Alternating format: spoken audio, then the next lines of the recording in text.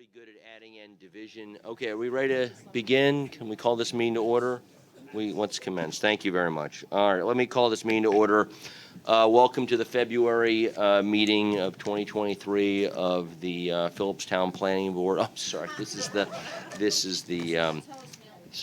Finance Committee of the MTA. Wrong public service. That one actually pays more. Slightly different. Batters, no, they don't have salmon. We do have candy. It's at night, of course, so we have candy. Anyway, David, do we have any public speakers, please? Yes, Chair. Good morning. We have 5 members of the public registered to speak today. The first 3 are live. The other 2 are virtual. As a reminder, we ask that all public speakers adhere to the MTA's rules of conduct and decorum. I would also like to remind public speakers that in the interest of time and in fairness to all speakers, we limit everyone to 2 minutes. Please be aware that there will be a warning beep to remind you that you have 30 seconds to conclude your remarks. The first speaker will be Lisa Daglian, followed by Omar Vera.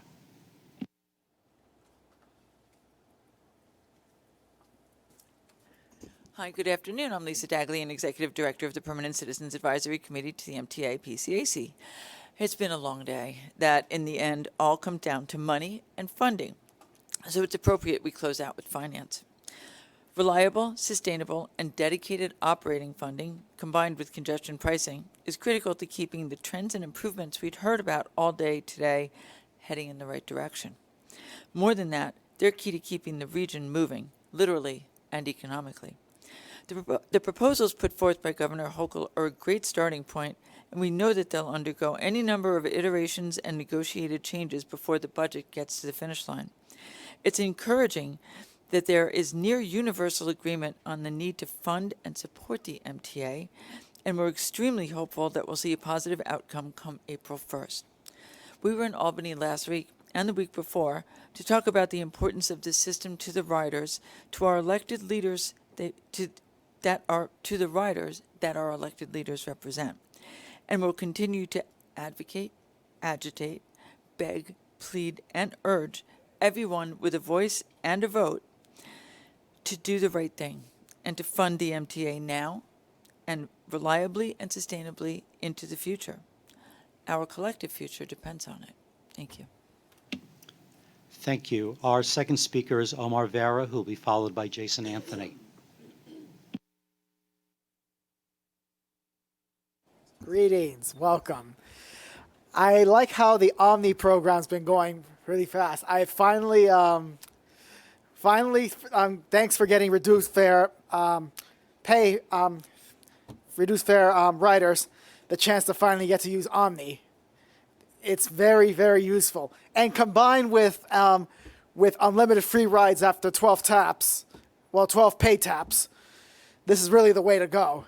I'm looking forward to when everything is Omni enabled. Everything like the commuter rails and stuff like that, machines. I'm just waiting for it, and the whole city's waiting for it. So just keep up the good work, and make sure to keep the budgets balanced. That's it. Thank you. Our next speaker is Jason Anthony, who will be followed by Andy Pollack. Hey, Neil. Hey, Kevin. Jason Anthony here in person after traveling almost all day. Let's talk about congestion pricing, shall we? I've been speaking to New Jersey Transit Corporation, its affiliates, and the part unauthorized, like I call it, regarding their opposition regarding congestion pricing. And it's like I speak it and they don't pay attention about it. But one thing is for sure, New Jersey Transit Corporations, they utilize the Hudson River tunnels and our East River tunnels for their equipment. That's one fact for sure. But I told them, you guys are very selfish because we are in a fiscal cliff. And their elected officials should contribute to the pot of our fiscal cliff.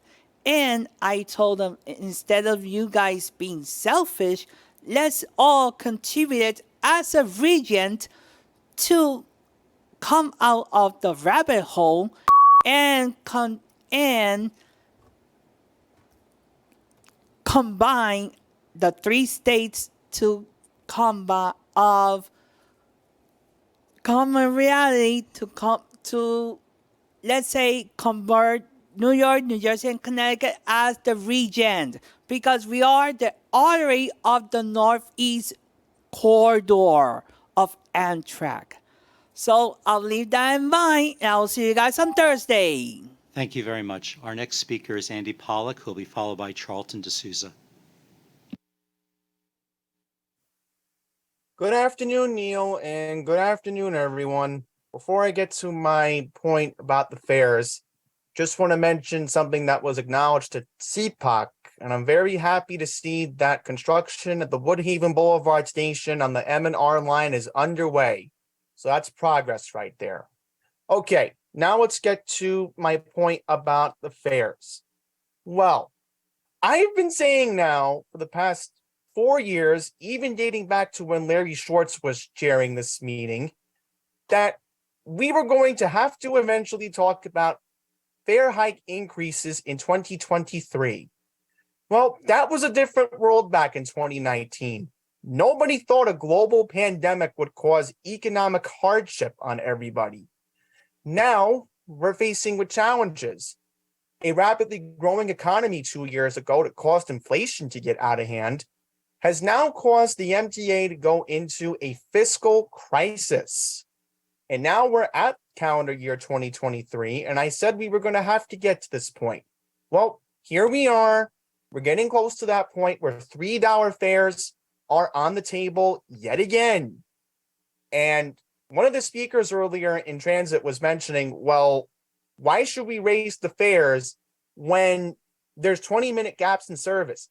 I tried taking the W train from Queensboro Plaza last month to the last MTA meeting, and guess what? When I was on the train time app, the next train was coming in 20 minutes, so I had to take the Lexington Avenue line to get downtown last month. So we shouldn't be raising fares when there's clearly operator availability on the buses. There's clearly long waits for subway times. And you know, this is not the time to be raising the fare to $3. So that's all I'm going to be saying for now. Thank you for letting me speak this afternoon. Thank you. Our final speaker is Charlton D'Souza.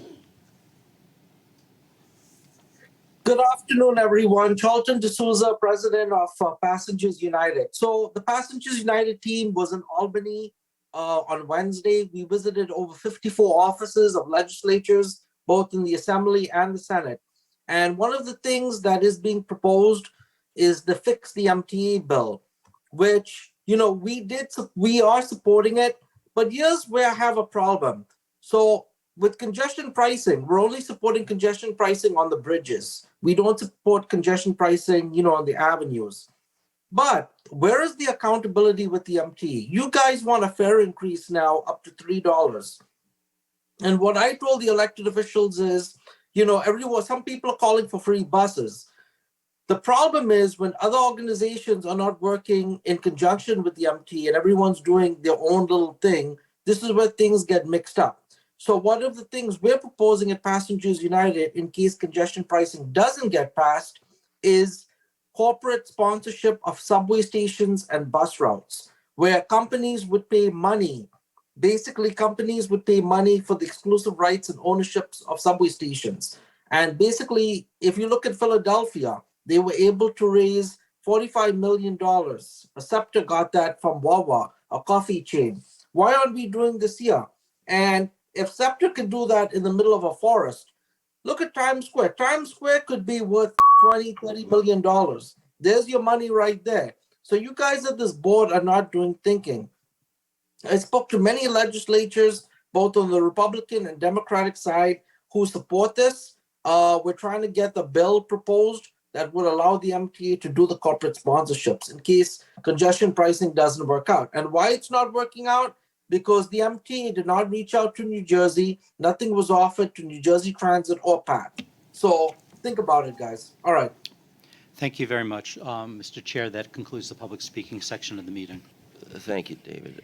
So we're going to have some fairly perfunctory work to do in the next few minutes with interlaced with one important piece of content, which is Kevin's going to ensure he gives us a sense of the February plan, which will include, obviously, the governor's proposed budget to close our significant gap. I'll let Kevin cover that in a moment, and then I'll have a couple thoughts, and I'd love to hear your reactions, please, because it matters. So let's first do the most perfunctory of all, which is the approval of the minutes from the January meeting, please. So has everyone had a chance to look at those? Can I have a motion to approve, please? So moved. Second.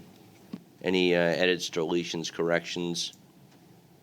Hearing none. All in favor say aye. Aye.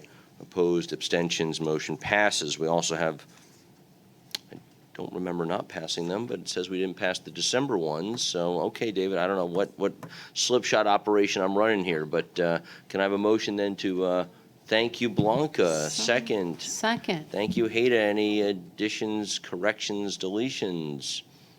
Hearing none, all in favor say aye. Aye. Opposed, abstentions, motion passes. Okay, very good. The aforementioned CFO, Kevin Willens, will now walk us through the budget proposal and the February plan as a result. Kevin, the floor is yours.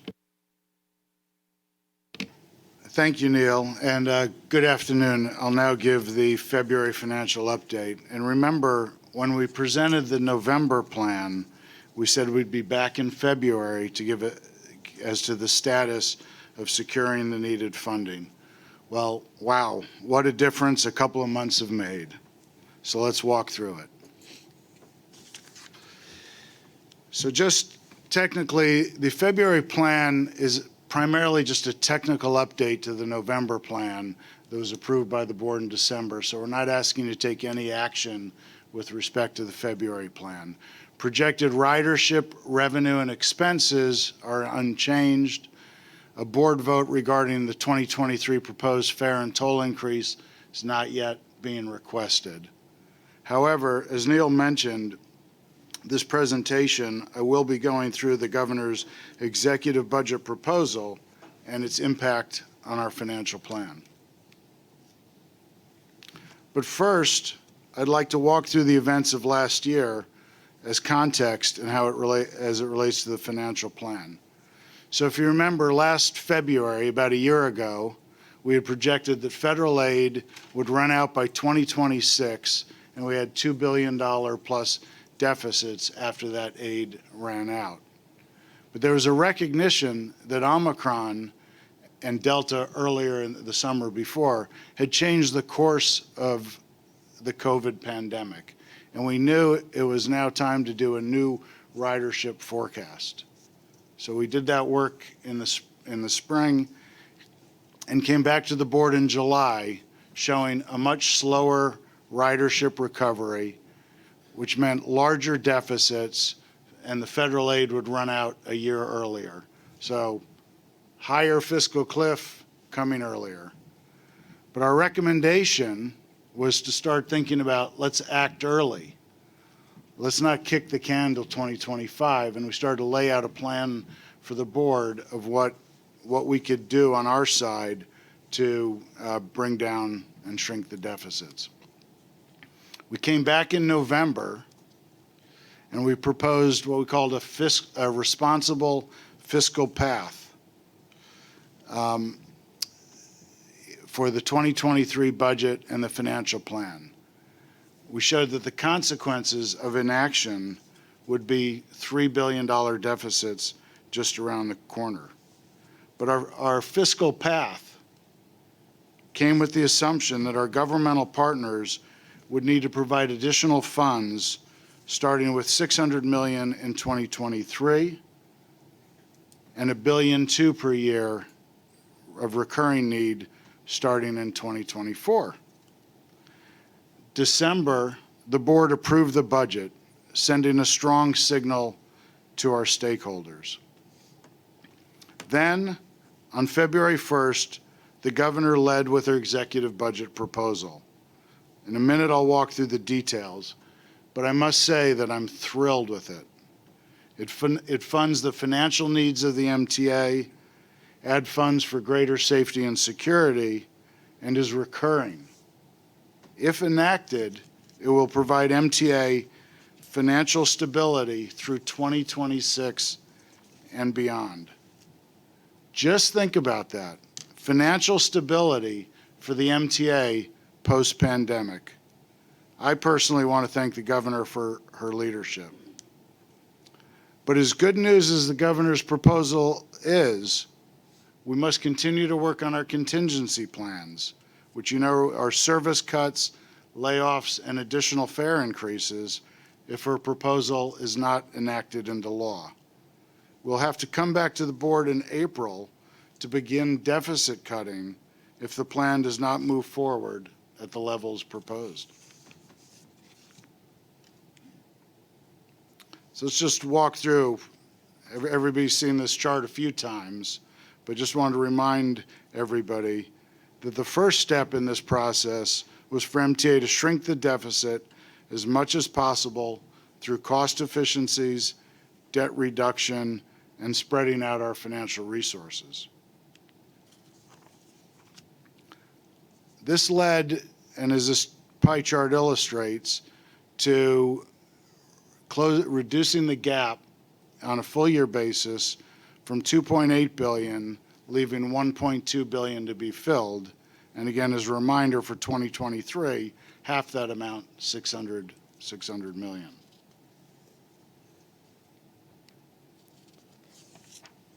This is an overview of the governor's proposal, which essentially eliminates that gap through a combination of 800 million increase in funding from the PMT and 500 million of additional funding requested from New York City. That amount is a little bit more than the projected deficit I talked about, which is the difference will provide for additional safety and security measures that the MTA would take on.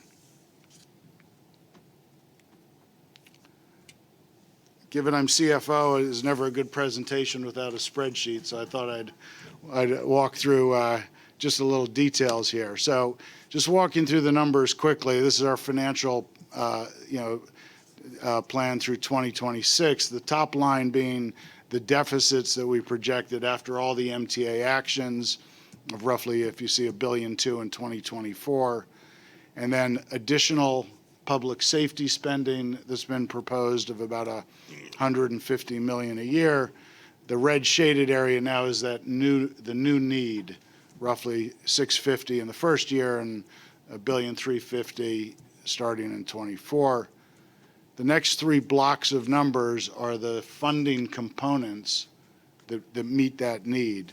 And so the top line is the additional state funding coming from the PMT increase of about $330 million this year, $800 million in the out years, and a one-time subsidy this year of $300 million. And then the proposal for additional city funding of roughly $500 million a year, with less in the first year, coming from three sources, asking the city to increase its share of funding for paratransit from 50% to 100%, asking the city to pick up the lost revenue from the city's student MetroCard program that right now MTA is paying. That's about $100 million a year. And then the PMT offset, which is the cost of exemptions provided to small businesses and schools. The state already pays about $244 million of that amount, and this is asking for $115 from the city. And then you notice the third line right above the green shaded area is the additional revenue from casinos, from the casino taxes and license fees, which are assumed to start in 2026 and after, which is perfect timing because as our deficits are projected to grow a little bit, it'll fill that hole. And so the combination of all those sources with a little adjustment in timing, as you see the bottom line, balanced budgets for the MTA through 2026 and beyond.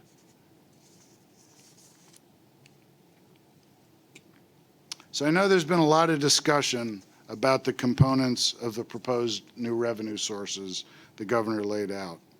I'm not the political person, but here's the economics. The sources and uses line up. The allocation of taxes and subsidies between the city and the MTA suburbs are almost in exact proportion to the relative operating deficits of in-city transit services versus the deficits at the commuter railroads.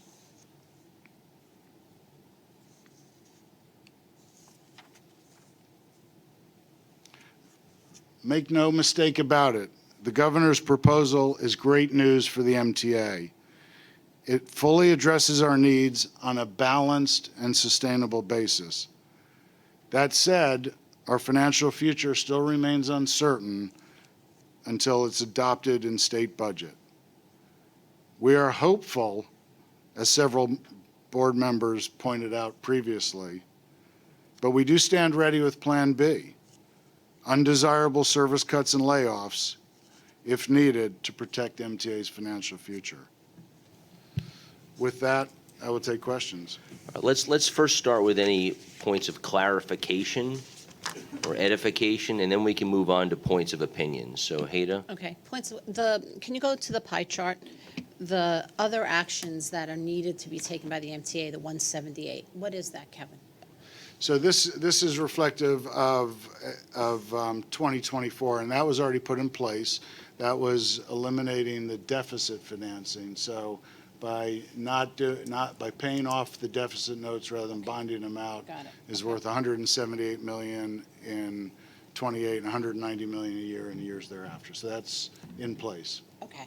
Then when you go to your pie chart, why are you only holding 450 for casino in 2026 when everyone's saying that it's going to be, gajillions?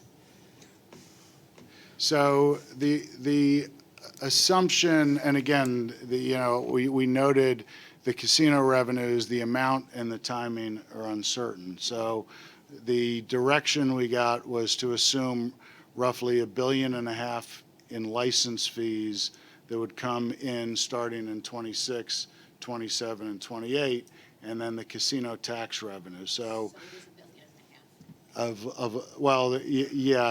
understanding is that the expectation is, $1.5 billion in license fees and then tax revenue thereafter. And again, the timing's uncertain because it depends on the process and where the locations are selected, so forth and so on. Other points of clarification? Blanca first, and Dory next. Just for clarification purpose, I'm pretty clear of the governor's budget timeframe. Can you talk a little bit about the city's budget timeframe? Yes. So the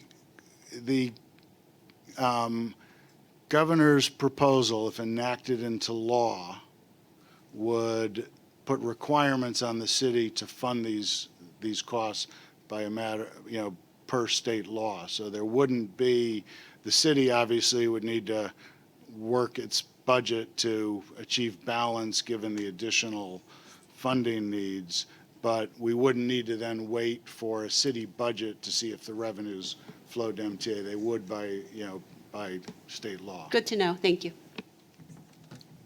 Dory? If we can go to the pie chart, I saw with the new funding, it says additional fare and toll revenue 100 million. I thought when we adopted the budget in December, we were looking at 150 needed. Are you saying that the need is now less? I'm just trying to clarify. So just to be clear, it was 50 million in the first year because of part year, and then 100 million a year. This is 20 full year 24. So I see. This is for year two. Just to be clear, the full 5.5% fare and toll increase generates 360 million of annual revenue. Thank you. We had 260 assumed from the normal 4%. So the incremental 100 million is taking the fares from 4 to 5.5. Thank you. So this is the incremental. This is the incremental because And the 4 was already built into the financial plan. Thank you. Jerry? And then Sheree. Yeah, so we're 100% sure, though, that the city can be forced to pay their No, the reason I bring it up is because we're kind of assuming this, but yet Mayor Adams is up there yelling and screaming, I don't want to pay, I don't want to pay. So could this be wind up being a hybrid where we get the money from the state? but I don't maybe think not get Kevin's, the I money? don't think it's a fair Well, question for Kevin. It's called the budget dance. There will be, I'm sure a process that'll play out over the next 40 days in terms of this plan, and Sharif can comment, but my understanding is that whatever, law is put in place, like for example, in-state law right now requires the city to fund 50% of paratransit costs. So that's a legal requirement, and then MTA works out the mechanics of payment and reimbursement with the city. So if the state law changed saying now that requirement's 100%, that would be the requirement, and then, we'd have to, the administrative procedure would have to be worked out. So I think what you're hearing is the negotiations that will go on over the next 40 days. So it ain't over till it's over. Correct. That's why I went through uncertain and a plan, our plan B. I mean, look, I think we have, the MTA has a lot to be thankful for. This is a great proposal. This not only, it could have been just address the 600 million and then see what happens next year, but this is a package that funds the 600 million this year, the $1.2 billion of recurring revenue, and then even the $1.6 billion by having the casino revenue come online on top of the other two sources. Sharif? While we're still on points of clarification, okay, if you can go to the spreadsheet. So on paratransit, you have your estimated amount for the city for the financial plan. My understanding is that the legislative language talks about a maximum total contribution, and that maximum total contribution in fiscal '24 is $602 million. That then escalates by 10% per year. So, point of clarification, why do you need to set the maximum total contribution at that amount and escalate by 10% per year if you have your estimates as stated on the spreadsheet over the financial plan? Right. So I think the 600 was set as a cap to be protective, so the city would know what their maximum contribution was. And I agree, there's room between what we have in the financial plan and that 600. So the city would only pay the net amount and net of the credit from the urban tax receipts that are dedicated to paratransit. And then the 10% is, a growth factor, which again, I would agree with you, has some room in it, but. Right. So staying on points of clarification. Yes. Okay. So the As 600 unnatural as it feels to this body, keep trying. There you go. So hypothetically, and on a pure technical basis, fiscal year '24 for the city could see, by actions that the city would not take, $602 million of a total contribution, where the current city contribution per year for the 50% is $203 million. Would you agree with that statement? So you're saying for the city's fiscal year starting July 1 through the following June 30th, if the paratransit expenses hit the cap in the proposed legislation, 600 million, although I would need to check whether it's 600 net of the urban tax credit, whether that is plus or minus. I'm not sure. So yes, point of clarification there.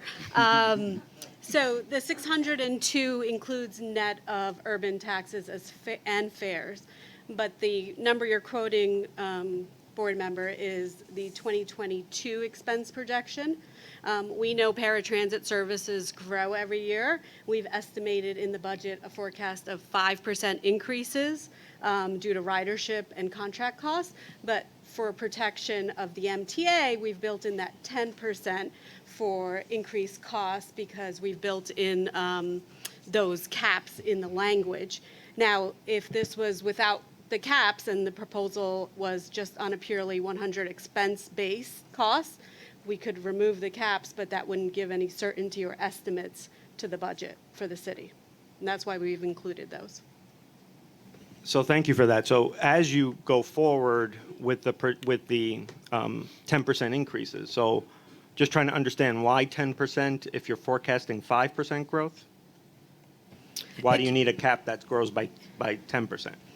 So we've seen over the past, you can take decades of costs for paratransit. Every year they are a little bit different.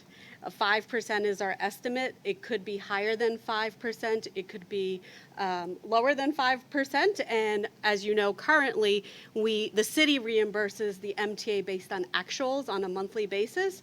So if you're worried about reimbursement that's higher, that doesn't actually happen. We bill the city on a monthly basis, and it's a purely cost reimbursement on actuals. So that's the thing, right? And you know, contract costs, supply chain issues, e-hail costs are all sort of, you know, still in process. And so our conservative estimate in the forecast is 5%, but costs could increase up to 10%. And that's why we've built in the 10%. The language also says that at the 5-year point, we would re-baseline it based on actuals, so that would be taken into account in the out years. Couple more points for clarification. Yeah, keep going. Okay. Moving on to the student Metro cards. There is language in the executive budget that talks about the city also funding the administrative costs. My understanding is that doesn't include personal services, only OTPS. Can you confirm that? So the intent of the administrative cost on the student Metro cards was for handling of shipping as well as cost of card production. Right now, the MTA bears the cost of those administrative processes. I can confirm with you that it does not include administrative staff as in full-time equivalents to be billed to the program. Okay, that's good to confirm. Thank you, Jay. Thank you, Kevin. I mean, I think that the language doesn't state that, so just a point of clarification. I just wanted to see what the MTA's understanding was of that provision. The payroll mobility tax offset, the 115 million, again, as it's 47% of what the state appropriation is, Correct. which is 244 million. But can you confirm our understanding of folks here on the board, that the 115 million is city tax levy dollars that will not only be going to offset the payroll mobility tax exemptions within New York City, but also outside of New York City within the MTA service area? Can you confirm that? Well, I think what I would confirm is that if the state continues to appropriate 244, like you said, the city would be on the hook for 115 million, which is roughly, since it's 47%, it's roughly 1/3 of the whole PMT offset. Now, the exemptions, the size of the tax base inside New York City, again, we're looking at aggregate data, would lead one to say that the value of the exemptions in the city versus the value of the exemptions outside of the city are probably actually flipped around. It's probably closer to 70 or 80% of the benefit from the exemptions go to in-city businesses and schools, and 20% go to the suburbs. So I think that the again, if you're looking at the historical split between the city and the state, I think what I would say to you, which certainly is the 115 million is less than the value of the aggregate exemptions enjoyed by in-city businesses and schools.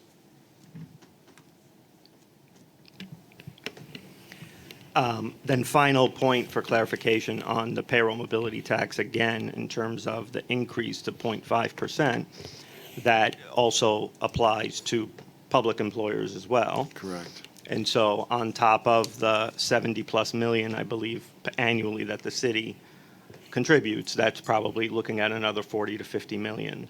That's not included in the proposal for additional city funding. In terms of grouping on your spreadsheet, I think that's accurate, but I just wanted to have you confirm that as well, that additional cost could also be grouped in that next section of additional city contribution. So you are correct that the increase in the PMT increases the payroll mobility tax paid by New York City and other public entities other than those that are exempt, schools, and so forth. My understanding is that the city's annual payment in PMT was roughly 60 million, so I would have assumed that the increase would cost the city 30, but I think you're whatever it's 30 or 40, I think you're correct to say that that's additional funds coming from New York City to the MTA. Yeah, because I think there's the city mayoral agencies. City also pays on behalf of covered entities. And so Right. the 60 is over 70, but. And the same way, the payroll mobility tax paid by the suburbs, a portion of that is attributable to county and local governments paying the payroll tax, other than, the exempted schools. Thank you for those points of clarification. And thank you for your dutiful attention to my artificial constraint on the way we ask the questions. Andrew, and then Midori again. So, as a point of clarification, if things play out not the way we hope they will, and the governor's budget is changed, and we don't get everything we're expecting, and you have to institute the Plan B, which means service cuts and fare hikes, have you taken into account the reduction in riders those things would bring, and is that reflected in your numbers? Well, we haven't laid out specific numbers on the impact of service cuts and fares, other than our fare proposal takes into account the elasticity of demand. But you're right in that, our view is that service cuts, you only get a fraction of the value because you're going to lose riders if you're providing less frequent service, less reliable, and so forth. So, part of the reason that we put service cuts in the undesirable bucket is not only because of the value of providing more robust service for the economy, but that it's somewhat self-defeating and that you lose riders. Well, if I may add, what we learned during the pandemic also is that our cost base is fairly fixed. So when we cut service by roughly, bad math, probably 50% on the subway during COVID, we saved 10% in costs. So we're a pretty fixed cost base, which is not great on the way down. Doria, please. Thank you, Chair and Kevin. And Andrew, to clarify, you said, we might have to go to our Plan B, which includes service cuts and fare hikes. Kevin, correct me if I'm wrong. This spreadsheet that you have here has to also include the fare hikes, as you see it right now. Is this from your CFO perspective, Yes. does this still assume This, a world with fare hike? this still assumes the 5.5% fare hike Thank you. coming mid-year this year and 4% in 2025. So the governor's proposal covered the remaining gaps. It didn't also, cover the fare hike that was Thank you. proposed. I just wanted to be clear about that, Yeah. because the board still has that as an open item Yes. that's pending. But can we just be Yes. clear on language for a second? Yes. The term hike historically comes from a long distance, right? Hut, hike, right? Yeah. As in a center pushing the ball back a decent distance. I think we have to really be careful when we say the word hike. 5% over the course of 2 years is 2.5% a year. I don't know if that's a hike. It's a hike when you raise something double digits and there's been no increase over a period of time. So I just want to be, I mean, you may have a different perspective. I tend to think that things that are tracking with inflation are kind of like the cost of doing business. And then there's things that are extreme and well above and shocking. And the word hike, and I think we've been using, usually that terminology has been pretty fixed, but over recent times, we've been actually merging increase with hike. And so for the purposes of the public, and we can all say whatever word you want, of course, but I don't know, use No, it how you duly will. noted. Yeah, thank you for that. No, duly noted. The second item I just wanted to make sure I understand in the spreadsheet is, so we had a deficit that started with 600 million, but it looks like actually our deficit increased because there's something called additional MTA public safety elements for 50 million in 2023 and then 150. So is that correct? Like our deficit actually increased, and then because there was a new need, for lack of a better term, and then so now it's about filling the gap of that new number. Yeah, I mean, to be clear, the additional public safety elements haven't been approved by the board, so they're not in the okay. budget. The governor's proposal was, we're going to cover your deficits that are in your financial plan, but we also want you to take on additional expenses for safety. And so what it did was it raised the amount of the need, not the deficit. It Again, raised the amount of the need. Okay. No, and Okay. I appreciate the nuance on the words. When will the board see a proposal on what the 150 million will be used for? So the plan would be to, again, come back to the board after, hopefully the proposal passes, and we would, as part of, from April and then as part of the July financial plan, start laying out details on the additional safety elements. But they're in the buckets that the board has already looked at, additional not armed, uniformed but unarmed guards, gate guards and so forth, accelerating some of the camera and the technology, camera installation and technology, looking at the Eagle teams on the buses and how we could improve presence, in the bus system. Again, those are kind of the broad elements, but we would go into, obviously we need to come up with a full budget and plan on it.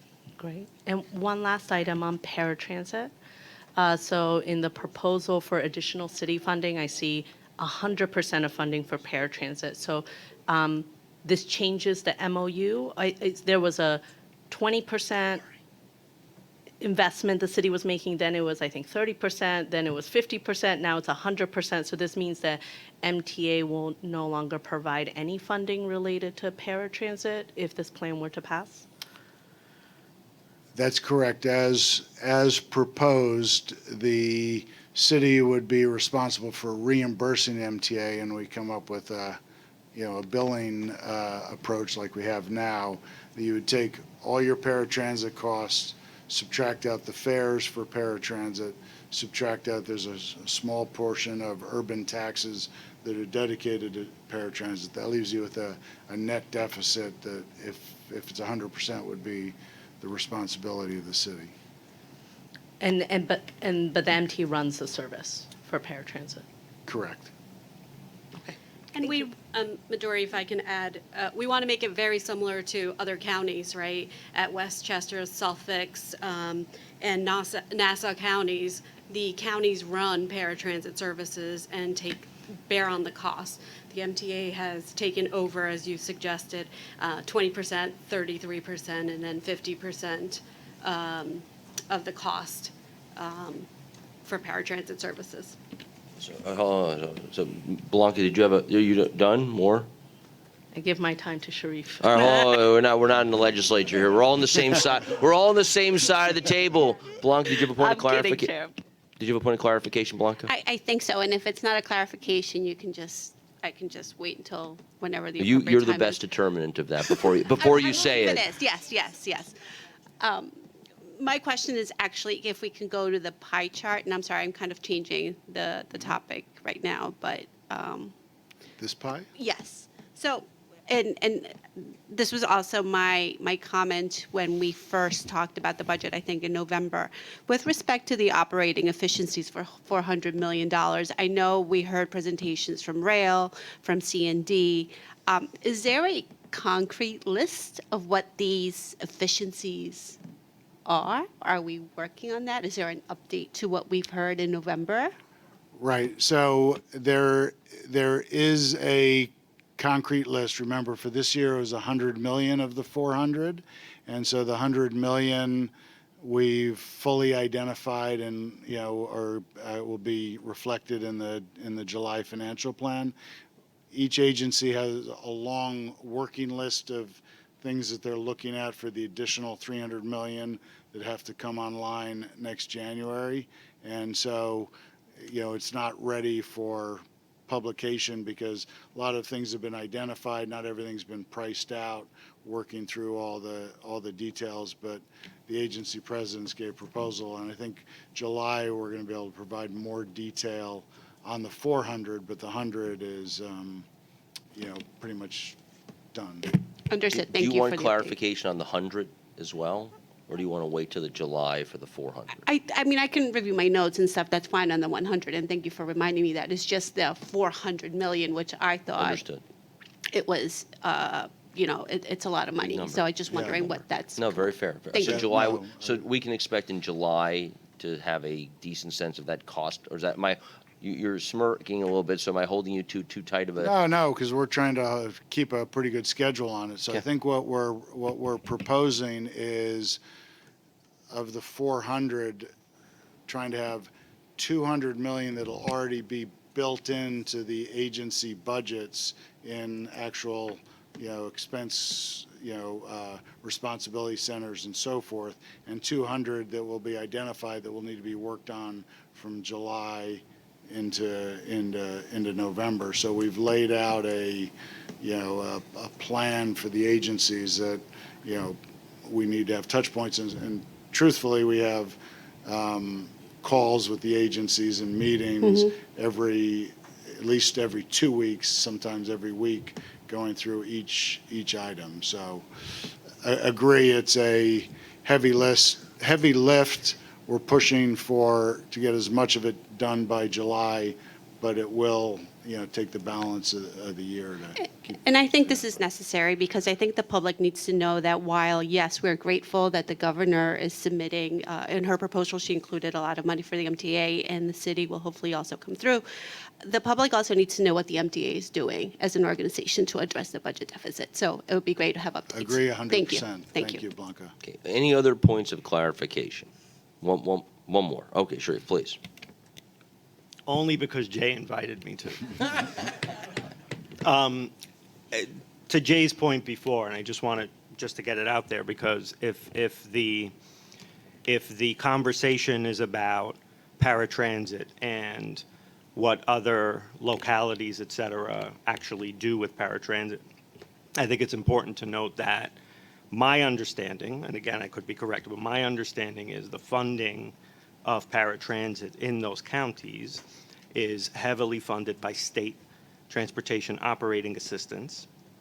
That plus the fares provides the lion's share of the cost for paratransit. So if we're talking about apples to apples, I just want to make sure that for this board, that we're just dealing with true comparisons, whereas this proposal shifts 100% of paratransit to the city of New York without such state transportation operating assistance that is received elsewhere. So just wanted to put that out there. If I'm mistaken, I'm happy to be mistaken, but that's my understanding of the funding construct. Yeah.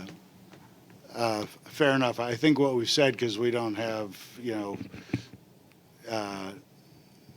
full clarity now, we've said that the localities, other localities pay for their paratransit either through their own funds or through state aid. So you may be right that there may be a specific line item in state aid that the other localities get.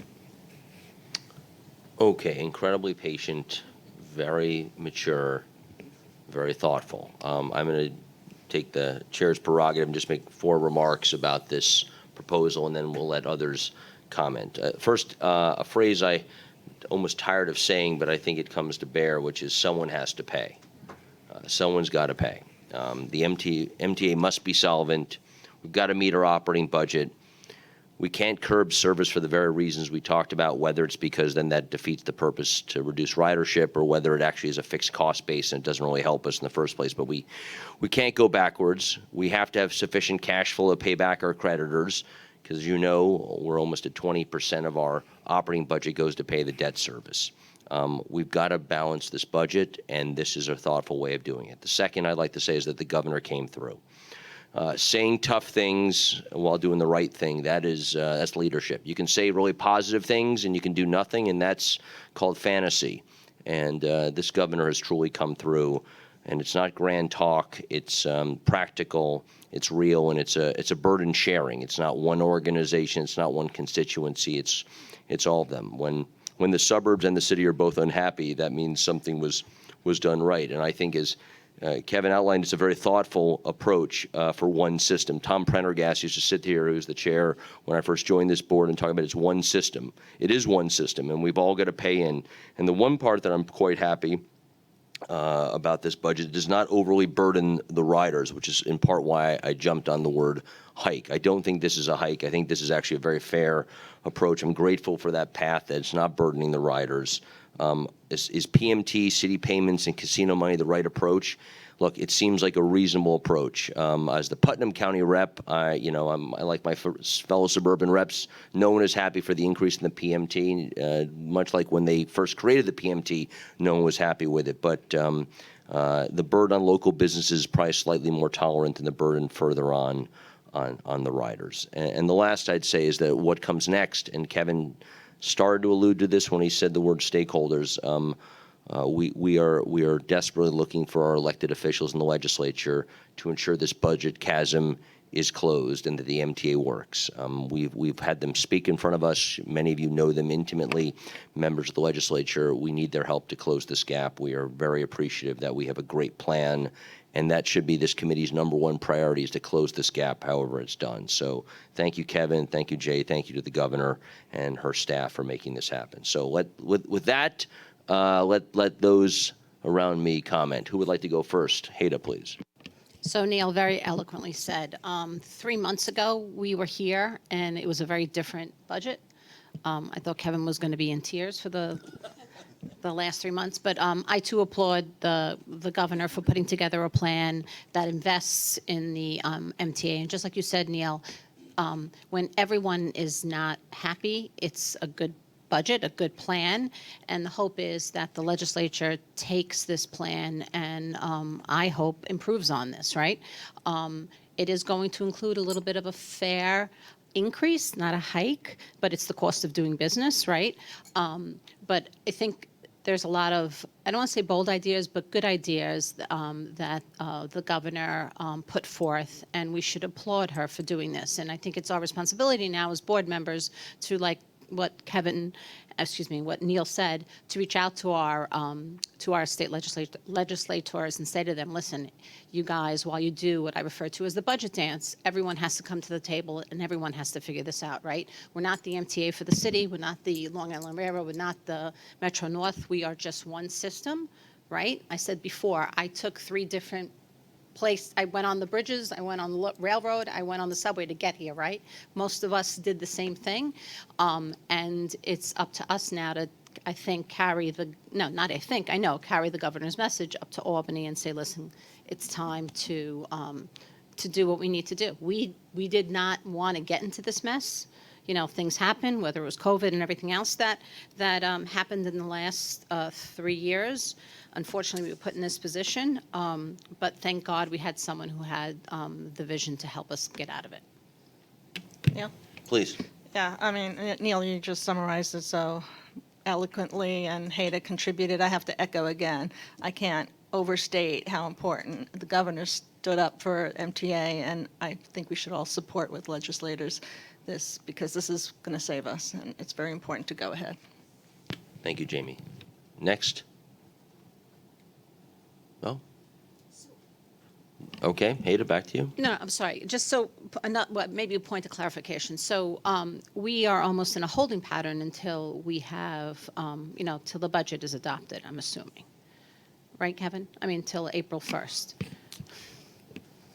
That's we'll correct. continue I to mean, make- we're still continuing to work on our operating Right, efficiencies, so right, that'll just like continue. Blanca said, You right. know, as you remember, the board authorized us to do the the debt and liability reduction plan, so we've put that in place. We've started to pay down pension liabilities. Be reporting. We've reduced debt costs where we can now project debt service will not exceed 15% of budget through 2026. So hats off to David. So we're doing things, but in terms of the ultimate outcome, we got to wait for the budget to pass, and then we need to then make, based on that, make our decisions as to what the next steps are. Right, but I think what you said, it's important to know that we are doing our part. Just like Blanca said before, we are trying Absolutely. to get there. We passed a budget in December. We Yep. are operating under that budget. All right. Anyone else want to comment? Sharif. The only thing I'll add, and I know that, all of us here are doing obviously what's right for this organization and what's right for the ridership, and obviously the incredibly important role that this institution plays, across the region. And this debate will go on in terms of the state budget process. A lot will be said, a lot will be discussed. Just the one point that I do want to raise is that for this board to consider is, there was the customer service surveys that were presented a little bit earlier in committee. And you saw there some of the stations that had the worst ratings. They talked about, what ailed those stations, right? And I do just want to point out that if you diminish the capacity of the city of New York to provide services above ground, that will have an impact on what happens below ground. And ultimately, we have to understand as a board that in this time when we're trying to lure riders back to the system, that will have a negative effect on the system. So I think it's incumbent upon all of us just to keep that in mind, and that's the only point that I'll make. Obviously, there will be many conversations going forward as we move towards budget adoption. Thank you. Okay, Midori, please. Thank you, Sharif. I think that point is well taken, and I think about that too. I just want to thank Neil, Kevin, the staff, for the fact that you have to work in an immense amount of uncertainty within the budget year to pull this off. And so really appreciative of your transparency, your commitment to getting the list of operating efficiencies, the fact that, you're sitting here answering all of our questions. We all represent different regions, different cities. I think that's a lot to manage. So really appreciative of the staff for, the really top tier professionalism when it comes to bringing those numbers to bear. And I know I will have many more questions as the budget season continues, but really appreciative of all of you. Thank you. David, please. This is really nitpicking. I would like to get some more understanding. We've been mandated by the governor to provide additional protection on the system. I've been raising questions about paying high-priced versions of the Eagle team is a waste. I think there are cheaper ways to go about this. I think we're already sort of moving that with putting people out from the booths to the stations. But I still say some version of meter people in the system. I don't want to just go along with the sort of in lockstep of how we're going to improve security on the system. And I'd like a full explanation of how we're going on that. That's a minor, it's not going to solve our problem. Is this the right committee for that No, conversation? but I raised it because it is a cost. Transit, let's, Transit, and then there's also our panel's going to report out on the fare evasion and looking at those recommendations. But it's a point well taken, because I think we want the money to be well spent and to be, be effective, not just spend it to spend it, right? So. thank you, David. Other comments about the, no, of course. Any other comments on, no? Okay, great. Thank you all again. Thank you to the staff. Midori gave me credit. I did not do anything. That is all Jay and you and the team. So, all right. So, David, over to you for Budget Watch, please. Thank you. So this is the February Budget Watch. You can find that in the exhibit book. The results are for operations for January and subsidies through February, and they're all measured against the adopted budget. Farebox revenue was $2 million favorable, or 0.5% in January. The favorable farebox revenue reflects higher average fare than projected.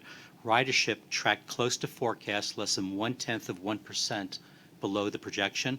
Farebox revenue in January, however, was $137 million, or 28% below the January 2019 level. Toll revenue was $12 million favorable, or 6.8% in January. The favorable toll revenue reflects higher than forecasted traffic, which was 10% above projection. Favorable weather conditions when compared with norms for the month, milder temperatures and no snowfall, likely contributed to the favorable traffic levels. When adjusted to account for the 2021 toll increase, toll revenue was $22 million, or 14% above the January 2019 level. Expenses were $41 million favorable, or 4%. About 60% of that favorability, or $25 million, is attributable to favorable payroll and health and welfare costs due to vacancies, including the additional overtime to cover for those vacancies. The remainder of the favorable result is predominantly timing related. Overtime, which was included in those expense numbers, was $3 million unfavorable in January, or 4%. Overruns at Transit, MTA headquarters for MTA PD, and Metro North were primarily due to vacancy and absentee coverage. Debt service was $2 million unfavorable, or 0.6% in January, due to the timing of debt issuance and debt service deposits, as well as higher than budgeted variable rates. On the subsidy side, subsidies were $57 million unfavorable year-to-date through February, or 10%. Most of this unfavorable result is in the month of February, which was $46 million, or 12% unfavorable. Through February, the payroll mobility tax was unfavorable by $18 million, or 8%, but at this time we believe this is fully due to timing. The more significant impact is from the real estate transaction taxes. Through February, the mortgage recording tax is unfavorable by $35 million, or 33%, while the urban tax is unfavorable by $5 million, or 6%, both likely adversely impacted by higher borrowing rates due to the Fed's increases in the federal funds rate. We will continue to monitor receipts from these sources and will revise the mid-year forecast if it becomes necessary. The mansion tax, which along with the internet sales tax is deposited into the capital lockbox, was just $1 million, or 2% unfavorable in February. Taken all together, the operating results through January and the operating budget subsidies through February are $5 million unfavorable against the budget, or 1%. And that's Budget Watch, Chairman. Any questions on Budget Watch? Fairly plus and minus kind of puts and takes there. Okay, Marcia is filling in for the recently departed Pat McCoy. I mean, departed as in he left to another job. We need better language for that. Pat, we miss you. No, I'm kidding. Marcia, the floor is yours for Finance Watch, please. You're on mute, ma'am. Or someone has muted you. Okay, you're good. You're good. Go ahead, please. Okay. Good afternoon, everyone. Just a few items for Finance Watch. We recently closed on a refunding transaction, TBTA General Revenue Refunding, which refunded TBTA General Revenue and TBTA Subordinate Revenue bonds The net present value is approximately 105 million net present value savings, or 11.28% of the refunded par. And we thank Jeffries, our book running senior manager, for a job well done. Coming up in March, we have a sales tax revenue bond. This is from the Capital Lockbox revenue that will be used to generate new money proceeds to finance approved 2020 and 2024 transit and commuter projects. And B of A Securities will be the book running senior manager on that, and we'll report more in March. Lastly, we executed a fuel hedge on January 31st for approximately 2.8 million gallons of ultra low sulfur diesel at $2.6867 dollars per gallon. Details are in the book. I note an earlier version of the Finance Committee book had an error on the fuel hedge price. So if you're looking at the older version, we have since corrected it on Director's Desk and on the website. And that concludes Finance Watch. And I think I'm supposed to turn it back over to Kevin for a few comments about debt service. Oh, great. Yeah, and I kind of alluded to that. So in addition to the refundings, we have used, available funds that were freed up from ARPA to do what we said we were going to do and what the board approved, and we have either redeemed debt or prepaid debt service with the goal, and I think we've achieved it, where we'll be able to keep our debt service from, not only reducing it, but keep it from growing, and we're projected to be able to keep it at 15% of the total budget for at least the next 4 years. So continuing to, as we said, let's use the resources that we have to bring down the cost structure of the MTA over the medium term. Okay, thanks. All right, David, we have a couple of minor action items, if you wouldn't mind, please. Certainly. The first item seeks approval to authorize MRT2 escalator payments from available funds on deposit in the MRT2 corporate transportation account to Dutchess County in the amount of $3,157,141.48, to Orange County in the amount of $4,850,000, $632.18, and to Rockland County in the amount of $4,984,793.66, pursuant to Section 1270-A4C of the Public Authorities Law of the State of New York. Let's pause there for a second. So since I do hold it as a as a personal point of pride to focus on transparency, and since that is a litany of numbers you just rattled off and payments that go out, I think it'd be good to remind us, Kevin, what those payments are for and why. Just the context, and David, feel free to pipe in, but back when the mortgage recording tax was put in place in the 1980s, I believe, it was the use of the money was for MTA subsidies, but there was, set up through I'm sure part of the political process, a process where a certain portion of the tax would be rebated to the counties, and that's what this represents. But David. Yeah, that change in the law occurred in either 1998 or 1999, and there's a set amount of like 1 million, 1.5, and 1.5 to the three counties. I don't recall which one. Dutchess, Orange, and Rockland. No, I don't know how it's split up with the one and right, 1.5. yeah. And then in addition to that, there's a formulaic legislative process called the escalator, which bases what the current amount is versus what it was in 1998, and that's the portion that this is talking about today. So everything is legislative. It's totally done by formula. Okay, well, with General Counsel's permission, I'm going to just take a motion on that one separate, because these are two different items. Generally, I like to keep my things clean. So we have a motion to approve the escalator payments, please. So moved. Thank you. Second? Any discussion? All in favor, say aye. Aye. Opposed? Abstentions? Okay, thank you. David, continue. Certainly. The second item seeks approval of resolutions which will certify and transfer $1,184,711,455 in 2022 B&T operating surplus to the MTA and New York City Transit pursuant to Section 1219-A2B of the Public Authorities Law of the State of New York.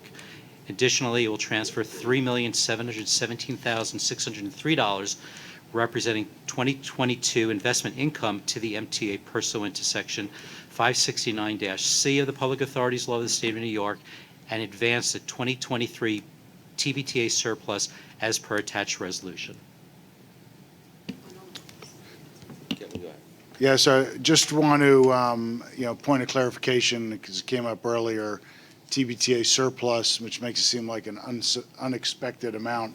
The TBTA surplus, it was an expected amount. I think our budget was within $2 or $3 million of this amount. And just to, I'm sure as people remember, I think it's been since 1969 that the surplus toll revenue from the bridges and tunnels after the payment of their operating expenses get shared 50-50, almost 50-50 between transit and commuter rails. So that's, this is just certifying part of the subsidy money that comes from bridge and tunnel revenue to offset the deficit at transit and commuter. So it's not a surprise.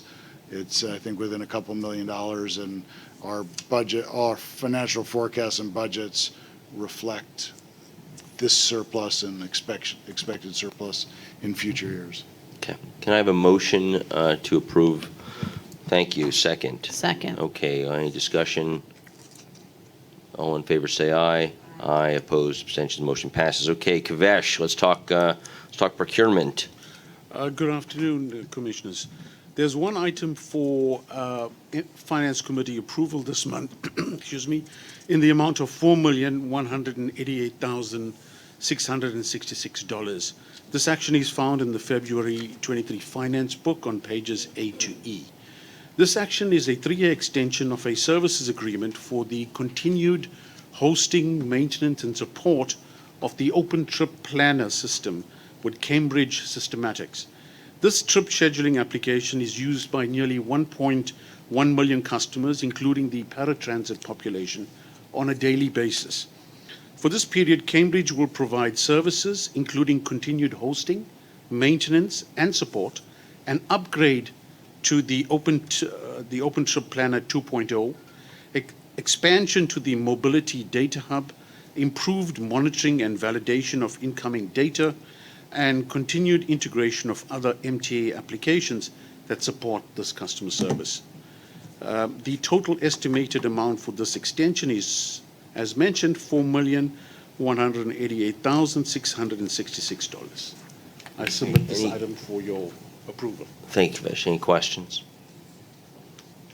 Okay. Motion to approve this procurement. So moved. Thank you, Heda. Second. Second. Thank you, Elizabeth. Any discussion? All in favor say aye. Aye. Opposed? Abstentions? Motion passes. Thank you very much. Kavesh, we have, anyone walk through the Metro North information item, please? Chair, there's one information item for Metro North, which has been approved by its respective committee, and it's in the Finance Committee book. There are no information items for Long Island Railroad. There was one information item for New York City Transit approved by its respective committee. There are no items for BNT and FTMAC. That concludes all procurements. I just think going forward, there's no reason to state there's an information if we're not going to talk about it. So we should probably just either talk about them or not talk about them. I'm looking through you to Kevin. All right, we can take that offline. Sure, thank you. I think that's okay. All right, David Florio, we have real estate, please. Thank you. Real estate has 3 action items for consideration or approval. The first action item is missing a reference document that I'd like to hand out right now. Okay.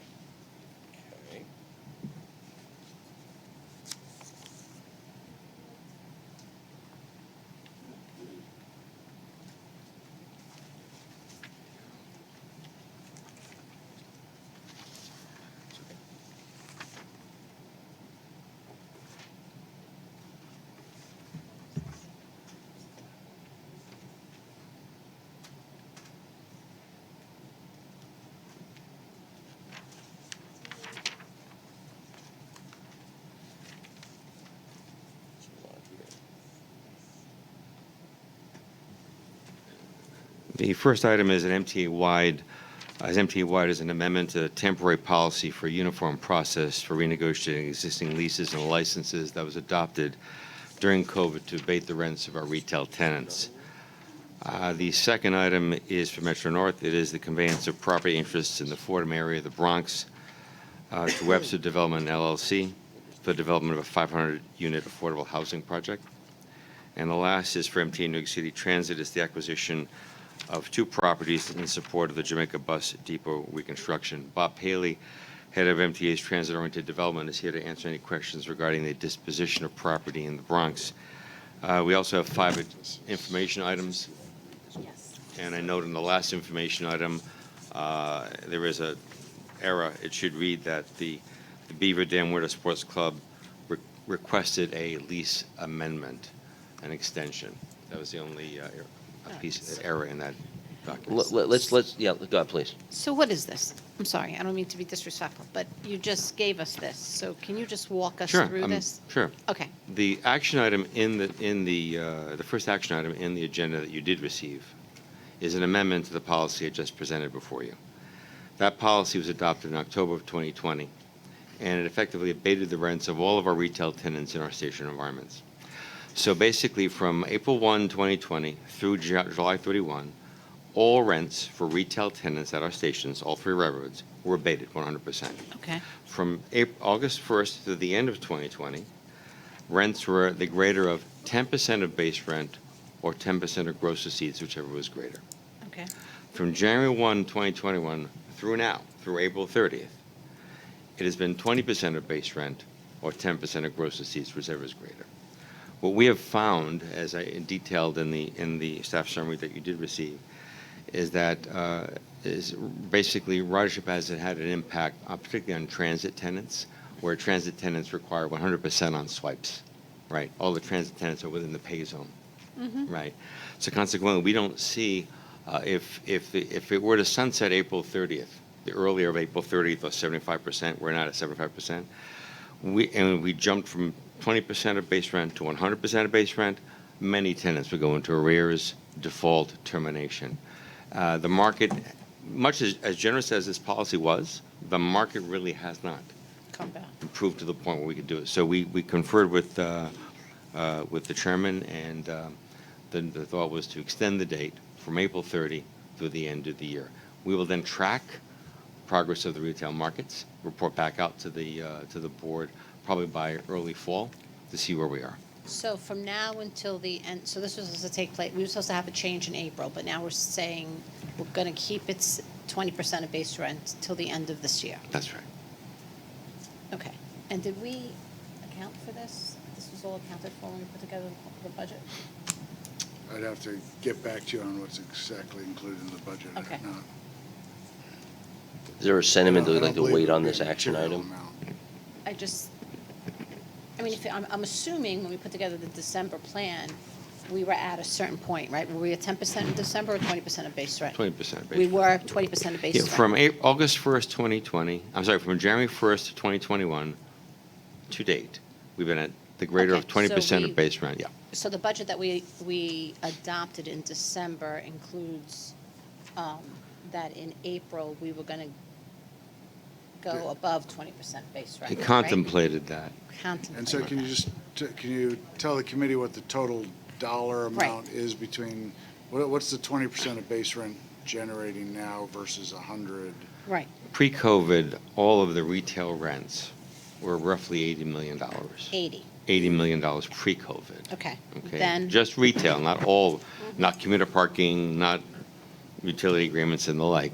So pre-COVID is roughly 80 million, and we're less than half that right now. But so I'm just trying to wrap my head around it. When we put together the December plan, what was included? What number was included? What did we think we were going to get from this? Was it 20% of 80 million? I think probably for planning purposes, I would presume that might have been If- one of the assumptions. So if I just can wait until we get the information that we need? I think what we want to do is understand what the budget impact is. I think what you're saying is in reality, we'd probably lose more tenants then we would Right. I totally gain, understand that. No, right. I understand we that, but it's just understand a what's the simple question budget, is what number do we have? Are we gonna, so by making, by taking this action, are we gonna create, I don't wanna be so dramatic, but a bigger hole in the budget? Or are we, is this already assumed that, this is what it is? I totally understand that increasing the rent right now is just we're not gonna get anything when, push comes to shove, because they don't have the money to pay for it. But I just wanna know, as a board, what number we had in a placeholder for this. Jay, help me. I was going to say, I think we need to get back to you on Okay. that. And then we'll let you know before board meeting what Great. the assumption is in the budget for 2023. Great, thank you. There it goes, okay. So I think if you, with support, let's strike from this today at least, maybe we push to Thursday, the change in policy, if you don't mind, David. So I'll then ask for a motion on the remaining 2 real estate items. I'll move the Thank you, remaining Hannah. 2. Second. Blanca. I Go. have a comment. Yeah, let's have a Sure. second. Second? You'll second? Okay, discussion? So with respect to the item involving Webster Avenue, and which I think it's great, it's a great example of TOD. And again, that's following the governor's proposal with respect to increasing housing, more specifically affordable housing that is sorely needed, especially in the Bronx. So I completely support this. Thanks. Okay. All in favor, say aye. Aye. Opposed, abstentions. Motion passes. Thank you very much. Any new business for the committee? Hearing none, motion to adjourn. Thank you. All right, everyone. See you Thursday.